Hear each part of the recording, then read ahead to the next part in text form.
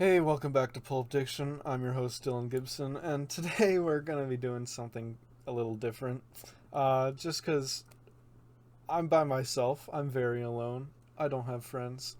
And I, a few days ago, watched The Sopranos for the first time. I'm about 15 years late, 20 years late, whenever it ended. No, it didn't end 20 years ago. Did it? No. Oh, when did it end? Hold up. Welcome to Pulp Diction. I'm your host, Dylan Gibson.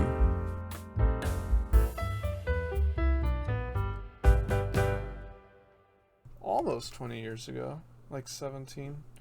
Um, yeah. I just watched The Sopranos. What a show. I need to talk about it. And I don't know how this is gonna go. I don't know if this is gonna. I don't even know if I'm gonna upload this. But I wanted to talk about The Sopranos because it's such a good show.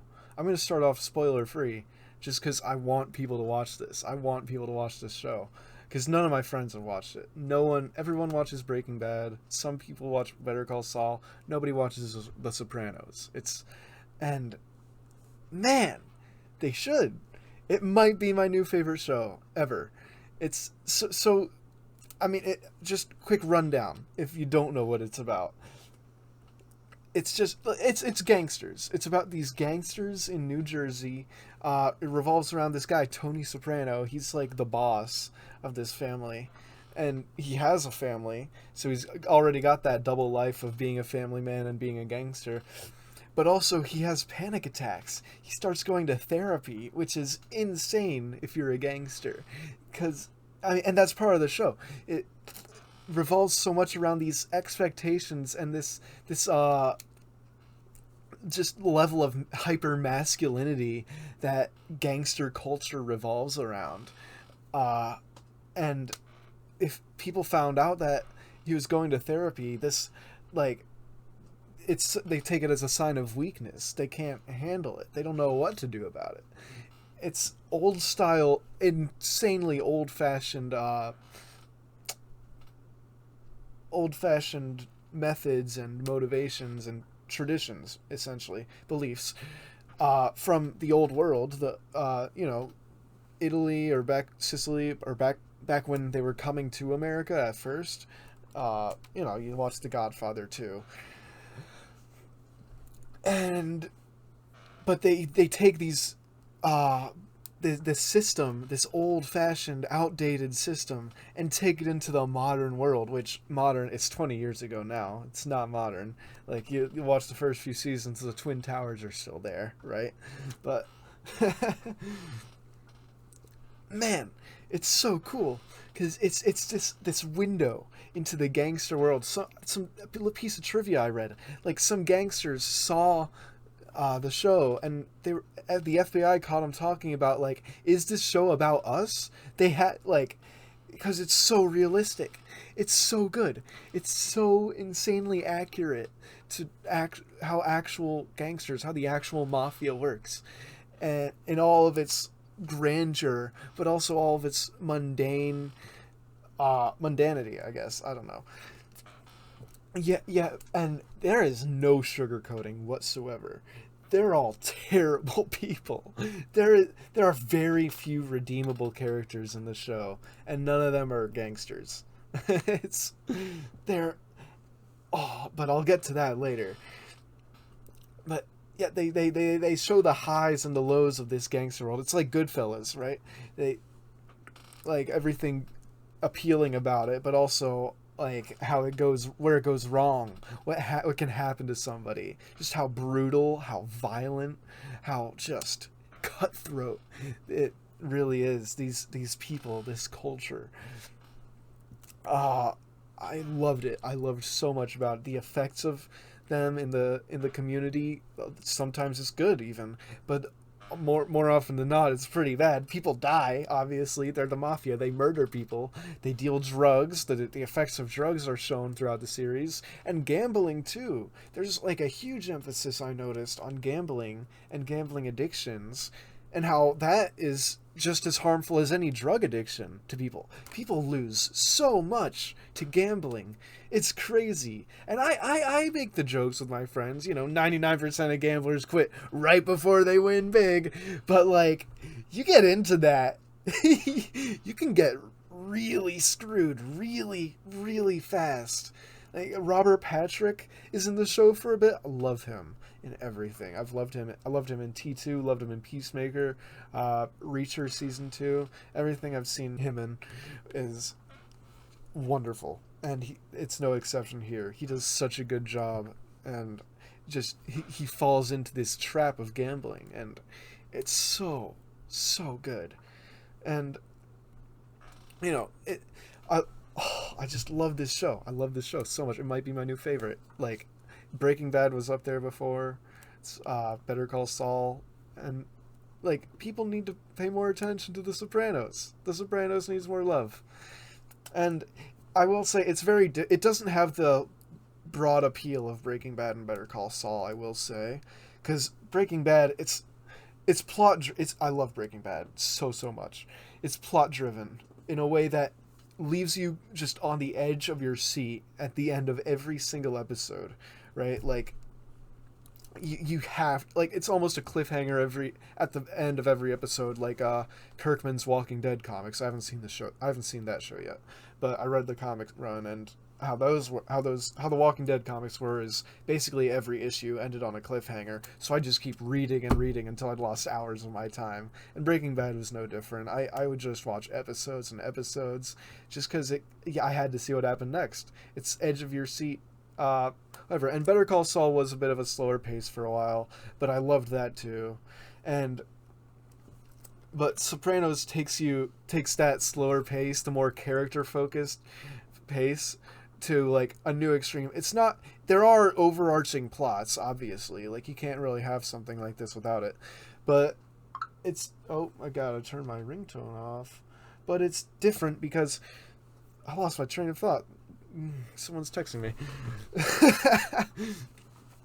But The Sopranos is different because it's a lot of the episodes are a lot more self-contained and more character focused. They give you insight into these different people, their personalities, what drives them, what they do, what they are. And like I said, it's different than the constant cliffhangers, but that's not necessarily a bad thing. It's more what's the word I'm looking for? It's more deliberate in its approach, and it really takes its time. It's a slow burn, and there are really exciting parts, I will say, but a lot of the time it's a much slower burn, and it's just there. I haven't seen anything like it. It's so dense in the way it tells its story. It's so rich and layered. Just every episode is so much, so deep, so much symbolism, so much layers. Just this analysis, these character studies, and there are so many compelling characters in the show. A plethora of insanely good characters. They're all so insanely interesting to watch and to see them interact with each other in this world and what they do. And every one of them, they're so interesting. Tony Soprano, obviously the most interesting of them all. Like, he's the not anti-hero. He's a villain. Tony Soprano is a villain, just straight up. It's he's a terrible guy, awful individual, but he's so interesting. They're all the awful human beings, all the gangsters, they're all awful people, scumbags, murderers, thieves. But you just can't help but root for them. Like, take Tony. He's deplorable. He's a douche, okay? But he knows he's a douche. He knows he's just the worst of the worst. And there's some part of him deep down that wants to improve. That's why he goes to therapy. He doesn't, and he says stuff like, I'm trying not to reveal too much just yet because I want people to listen and to this before they watch the show.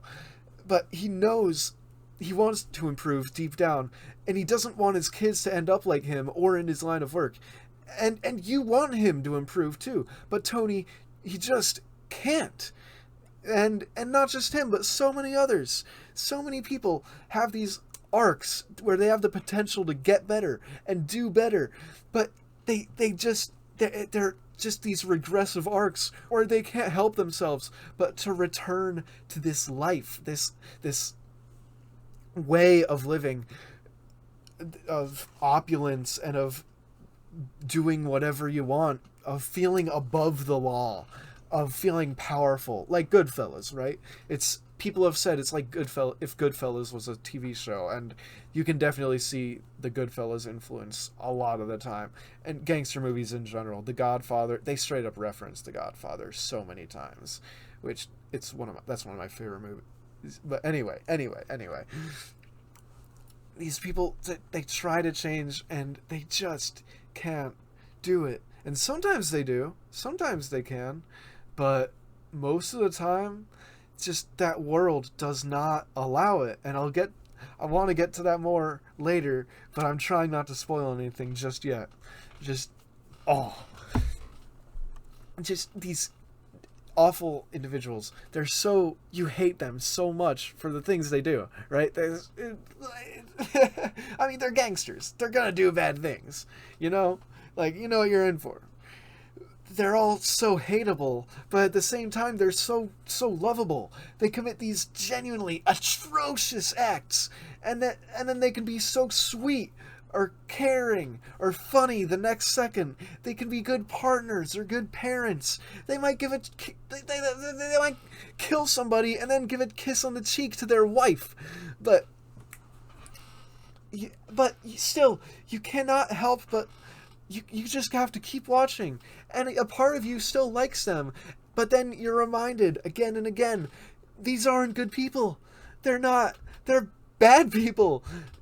We're watching the bad guys, and sure, you got the government on too. The FBI, they're trying to do what the FBI does and get the mafia, get them out of here, but they're not entirely good either all of the time. They're probably close to the closest thing to like genuine heroes in the show, but not quite. And of course, like there are like people like greater evils in some season. Like some seasons do have very much a character of the season thing where there's a big villain or whatever, just extra villainous character like the Richie April's or Ralph Cifaretto's. But still, like there are people you hate to see go. Like I said, except for the real worst of the worst. But at the same time, you don't feel bad for these people. They're murderers. They're definitionally serial killers. And I'm looking at the stuff I wrote down just to try to give me an outline for what to talk about here. And I don't know how much more I can talk about without spoiling stuff. But please, if you're watching this or listening to this and you haven't seen The Sopranos, I implore you, go do it. Go watch all 6 seasons. Maybe the movie too afterwards. I haven't seen the movie yet. I've heard it's not that good. I'm gonna see it. I need more Sopranos in my life. But right now I need a breather because this show is so dense. It's so dense in its storytelling in the best way possible. Each episode, it's an hour or 50 minutes to an hour of just these layers, these intricate pieces, and it's so just it's not just a turn your brain off watch. It's not the easiest watch in the world. I could only watch like 1, 2, maybe 3 episodes a day, which is not much for me, because I'm chronically, I don't have a life, but I couldn't binge watch it I just couldn't bring myself to binge it in the same way I could something like Breaking Bad, because it's so rich. I had to let the episodes soak in just so I could really, get a handle, especially some of them deal with such deep, just sometimes messed up, just these crazy topics that you just have to sit there after you're done, be like, like I'd get home from school, I'd be like, I'm gonna relax, watch The Sopranos, an episode or two, and then I'm gonna go upstairs, do some homework, and that, of course, it would be one of these crazy episodes where I think it was one of the first few episodes of season 3 where this crazy thing happens, with Dr. Melfi, the therapist. She's such a good character. And if you've seen the show, you know what I'm talking about, probably. And I just had to sit there after I'm done. I'm like, oh, holy moly! I just needed a breather. I needed a breather after every episode. It just has to sink in. You have to let it sink in. And here comes the spoilers section. Spoiler-free section. It's done. We're over. If you haven't, so just, yeah, I implore you, watch the show, please. Please stop here if you haven't. But speaking of things you have to let sink in, the ending. You cannot talk about The Sopranos without talking about the ending. Okay, I knew generally speaking, what the ending was before I watched it. Everyone talks about how controversial it was at the time. People thought their TVs were, like, cut out because, I mean, you don't see, like, I knew what was going to happen, but I was still taken aback. I'm like, really? That's it? It's a cut to black! Like, you watch the Family Guy jokes about it, you're like, really? Surely there's some meaning behind it or something. And there is. Trust me. But, man, it's, I'm watching it, and it's such a great sequence. Like, I took a film class last year. I'm taking it again this year. And one of the final assignments were, for a movie, you have to choose like a 2-3 minute sequence, I think. 2 to 3 minutes from a movie, just 2 to 3 unbroken minutes of footage, and you had to analyze it for this essay. Just the filmmaking techniques that went into it. You could so easily do that for this ending. There is so much to think about and to talk about and to look at in this ending. Oh my gosh, the filmmaking, it's, just the way it cuts between him and what he's looking at, and him and what he's looking at. And Don't Stop Believing, I love that song. I know a lot of people hate it. I love that song. I love Journey. I love the use of music in the entire series. But it's so cool. Like, I'm watching the ending. I'm like, my initial reaction, of course, my gut reaction is like, what? Really? I thought at the very least it was going to be like a gun barrel, like a POV shot, a gun barrel, and then bang, and then a cut to black, right? Like, make it a little more definitive. But no, you have to really think. He doesn't, David Chase, he doesn't spell it out for you. He does not. No. He, not him. And the normal, the ordinary, mentally stable human being in me, he's a little unsatisfied. He's like, really? That's it? No! This can't be! But the pretentious letterbox user, essay writing film bro in me loves it. I adore that decision. Like, you don't see it coming. Just like Bobby said earlier, right? You don't see it coming when it happens. And they foreshadowed to it throughout the whole the episode and the season. Oh, it's so good, so good. It's just the black screen, like the way, and the way it cuts between him and what he's looking at, and him and what he's looking at, and him and so, and if you think about it, him and then it cuts to the black screen. So what he's seeing next is just black, just darkness, just nothing, because he's dead. Tony's dead. All right, let's just get it out. He got shot. He got whacked. It's done. I don't know necessarily who did it. One of the first things I did was look up theories. Okay, I just had to look into this. Oh man, and it's so interesting to think about. Like, was it Patsy? Was it Polly? Was it? I mean, it was probably members only jacket. But was he sent by Patsy or Polly, or was he revenge for what's his face that hanged himself? Pontecorvo, Gene Pontecorvo, right? So many possibilities. Was it New York because was it the New York gang because he didn't do a clean kill on Leotardo in his family, in front of his family, no less, just like they weren't going to do a clean kill on him in front of his family, right? Or was it nothing? Was it nothing? Maybe he didn't die. Maybe Meadow just came in, and that's it. It ends because his relationship with his family is fully repaired now. It's done. He did it. That's the big arc of the series. It's over, but he'll still spend the rest of his life looking over his shoulder because he's in the mafia. He's a mafia boss. He's a don. It can't. That's just what his life is. I know, like Chase said, like, it's a death scene. That's what it is, right? But it's fun to think about. It's fun to think about. He did. Come on, it's. Oh man, and there's so much to think about. I keep saying this. There's so much to think about with that ending. Like the way he comes into the restaurant and it starts with that pattern of cutting between him and what he's looking at and him when he's looking at, and it's almost the way it's cut. It almost looks like he comes in and he's looking at himself sitting in the booth, right? And it's I saw something about this. I'm not going to take credit for it myself. Someone said it's edited almost like he sees himself sitting at the booth, like what Christopher said seasons earlier about hell when he almost gets killed. How hell is just seeing yourself get whacked over and over and over again, right? Oh, and the stuff about the afterlife and hell in general, like the whole arc with him in the coma, that big weird dream sequence. It's Lynchian. I haven't seen a single David Lynch movie, but it's Lynchian. And Tony Blundetto. Tony Blundetto is such a good character. They're all such good characters. I'm shaking things. They're all such good characters. Steve Buscemi did such a good job.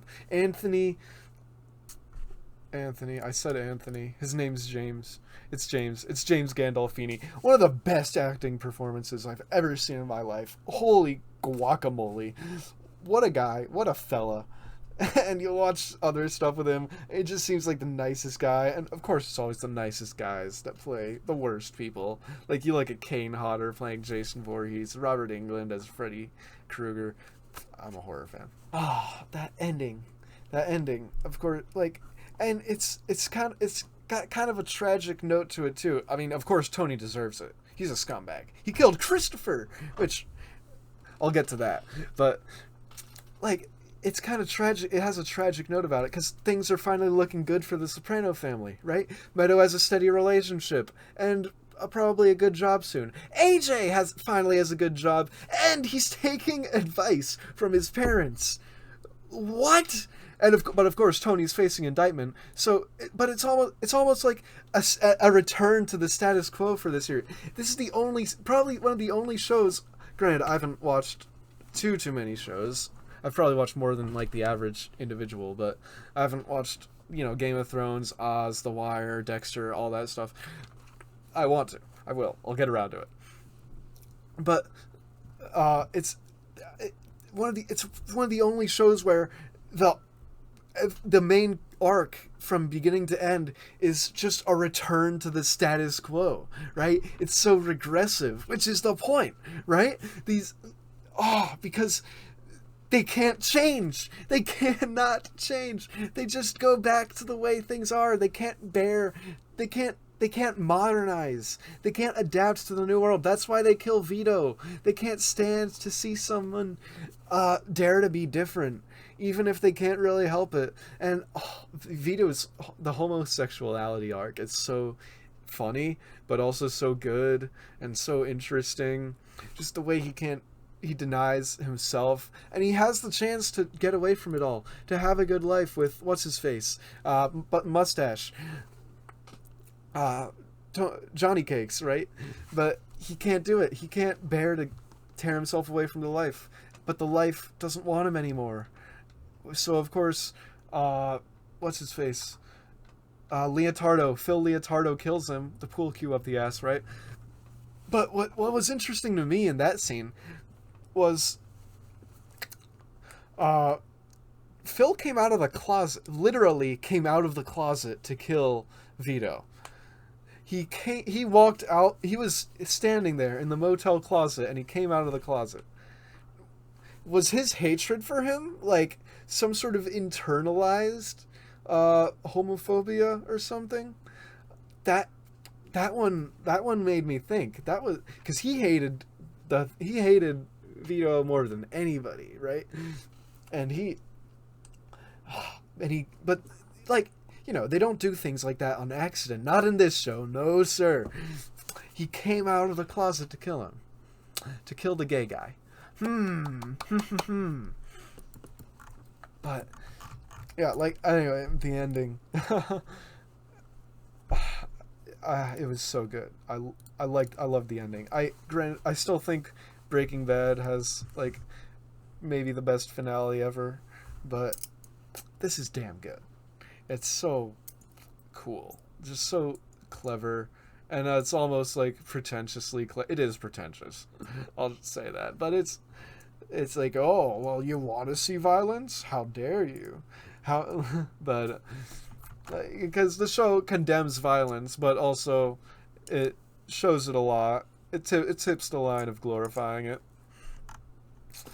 But yeah, like I keep saying, most of the character arcs, they're so regressive, so like they can't change, and sometimes they do, of course. Like, you look at Janice, she gets into therapy, she gets into anger management. She's one of the few characters that's actually able to improve herself. Like, I hated her at first. I hated her for a while, and she was a vulture for quite a long time, and maybe she was until the end. But compared to a lot of the other people in the show, compared to the other Sopranos, she's doing all right. Janice is doing all right.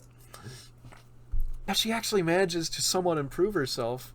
And Tony, of course, he can't stand that. He can't stand to see someone else doing well and experiencing positive change. So he, of course, has to stir a violent reaction out of her, because neither he nor the gangster world, can bear to see someone change themselves for the better. And similarly, you got Christopher, the big one. Poor Christopher, man. The biggest tragedy in the entire show is Christopher Moltisanti. Holy shit. Man, I love Christopher, but man, did he deserve what he got? Kinda. They all deserve to die, more or less. But damn, the way it happened, it was just so brutal. Betrayed by Tony, he suffocated him on the side of the road. Just and Gandolfini is terrifying there. Just that cold stare, like, holy moly. But Chrissy tries to change so many times, and he gives everything for Tony. He gives up aid. And he could have gone away with her. He could have had a life, more or less. Like, it's so sad. But he tries so hard. He goes to rehab. He relapses. He goes to rehab, and he goes to these meetings, and he can't do it because he tries harder than anybody else. But Tony keeps pulling. Just when he thought he was out, he pulls him back in, right? The gangster world, they pull him back in, and they don't care about him. That's the worst part. They make fun of him. And it's so relatable. They make fun of him, and when he gets upset, when he leaves, they go, "Oh, just breaking balls." Oh, I love this show. Makes me want to do New Jersey accents all the time. I'll be on the road. I'll be like, "Hey, what the fuck?" Oh, whatever. But it's so tragic what happened to Christopher, and just you see Tony's thought process, and you don't agree with it necessarily, but you understand it. But also, like, he himself is partially to blame for Christopher getting distant and becoming the problem that he is. If he didn't push Christopher to that point, then he might have become like what Tony had been grooming him for earlier, the good right-hand man that he wanted him to be. But just and Christopher, he did more than almost anybody else did. Like Paulie, Sil, uh, everybody. I love them all, but they didn't. They didn't try to change. They didn't want to. One other talking on the subject of change, I thought was interesting. Ralph Cifaretto, one of my favorite characters in the show. He's so evil, but like you can't help but just what I mean. You want to see what he does next, and he's such a douche. He's such an ass. Like he makes Tony look like a nice guy, but Ralph is just he's so irredeemable. Uh but you look at him, and after his is it his son that gets shot with an arrow, that whole thing, and you start to see like glimmers, and you're like, can he possibly be redeemed? Even someone like Ralph Cifaretto? No shot. But surely not. But you start to see signs that maybe he can. Maybe he will, even. And then, of course, there's the whole thing with the horse, Pyomai, dying in the fire, and Tony gets pissed off at him, whether he did or didn't do it. He definitely did do it. So maybe he wasn't going to change at all. But there was a sign, there was a glimmer that maybe he could. The spark, right? You think about what Daredevil said to Punisher. You give them a chance to try again. And Tony didn't give Ralph that chance because of Pyomai the horse. And what he was talking, this was such a smart analysis. I can't take credit for it. I credit to some random YouTube comment. But he wasn't, when he was talking about how it was so innocent and whatever, he wasn't just talking about the horse. He was talking about the prostitute that Ralph killed, that the one that he knocked up and murdered, because Tony saw her too as just innocent, as sweet, and he saw a little bit of his daughter in her, weirdly enough. And he couldn't stand it. He just killed Ralph right then and there. He couldn't handle it, despite him being a made guy. And and you see Tony late in his dream sequence later on after killing Ralph, and Ralph shows up in the dream. There's like a butterfly or a caterpillar, whatever, some symbol of metamorphosis. Like Ralph, he saw Ralph could have changed, right? But of course he didn't give him that chance. And oh man, I was going to talk about someone else. Who was I about to talk about? What was I about to talk about? I don't know. Paulie too. You see, he's given chances, right? He finds out who his mom was a nun. He sees Mary in Bada Bing. The Virgin. I'm not Catholic. I don't believe the Virgin Mary is deified, should be deified or anything like that. But I mean, I love all the religious symbolism and whatnot in the show. Still, anyway, I'm a sucker for religious. Like, I am religious, and I'm a sucker for religious symbolism and religious themes in shows. The Sopranos, no exception. The Sopranos, no exception. The Sopranos is no exception. And just the culture is captured so brilliantly. The Catholicism, the religion, just the way people interact with one another, the Italian heritage. It's so fascinating to watch. And I could just it's such an interesting show in every single way. What else? Oh man, yeah. And like I said, you feel terrible seeing these people get killed, but not terrible necessarily. You feel some sort of sympathy maybe, but also like you keep in mind they're murderers and stuff. Like I felt bad for Chris, how he was getting he got suffocated by Tony, his father figure. He loved Tony, like despite everything he did love Tony. And I did feel bad for Christopher, but I had to remember, like, it was an episode, just an episode or two earlier, where he shot his friend Tim Daly in the head. He shot Superman in the head. But man, I mean, I don't know what else to talk about. It's The Sopranos, man. It's such a good show. I, I I'm shocked I've been able to keep this going as long as I have. But I wanted to I need to get more episodes out there. I need to and I'd like to talk about this show but while it's still relatively fresh in my mind. I think I finished it on Saturday. It's Wednesday now. But man, yeah. Uh if you're for some reason if you're still listening and you haven't watched it yet, please watch the TV show. It's it's incredible. I there's nothing like it. I can't promise that. Maybe there is something like it. Maybe The Wire. I don't know. I haven't seen The Wire yet. Please watch The Sopranos. Holy moly. Yep. Oh, one thing I wanted to say. I feel like if the same, this is really random and kind of out of nowhere, not related to anything else I've said so far, but I feel like if the same people that watch Breaking Bad and think Skyler is the bad guy watched The Sopranos, they would hate Carmela.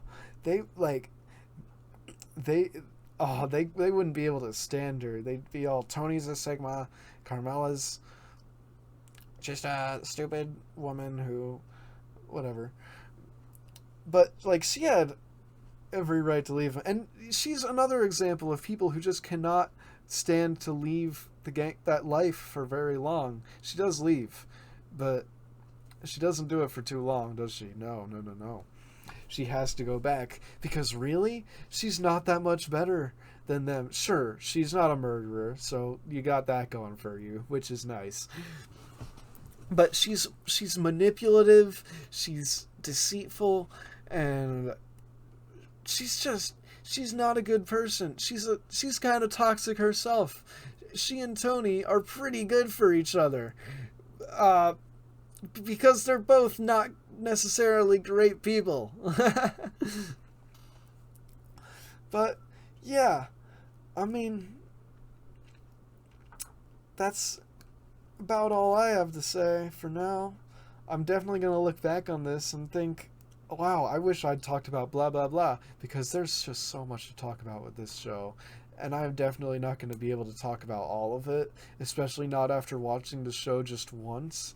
Like, I feel like you definitely need to watch it at least twice to really get it. Like, it took me so long to even remember all the characters' name. It wasn't until like mid season 2 or early season 3 that I remembered Sil's name. Silvio, whatever. I couldn't remember Polly's name for a while. I could remember Christopher just because Christopher. It's the silly, goofy Christopher. I love doing the voice. Christopher, you're breaking balls. Oh, AJ. But it took me a while. It's like The Godfather. There are so many characters, and it takes some time to get to know. Maybe I'm just dumb, but at least for me, it took a lot of time to like get to know them all and keep track of who's who and who does what. But once I did, I was so fully, wholeheartedly invested in each and every single one of them. And yeah, because I can't help but love them. They're just a bunch of silly, goofy guys, but they're also gangsters and serial killers and all sorts of nasty business. Yeah, I guess that'll do it for now. Thanks for listening to the Pulp Diction podcast. Oh wow, my very first solo episode. I'm so proud of myself. Look at me go. I did it. It was this 40 minutes so far, all by myself. Look at me go. Yippee! Bye.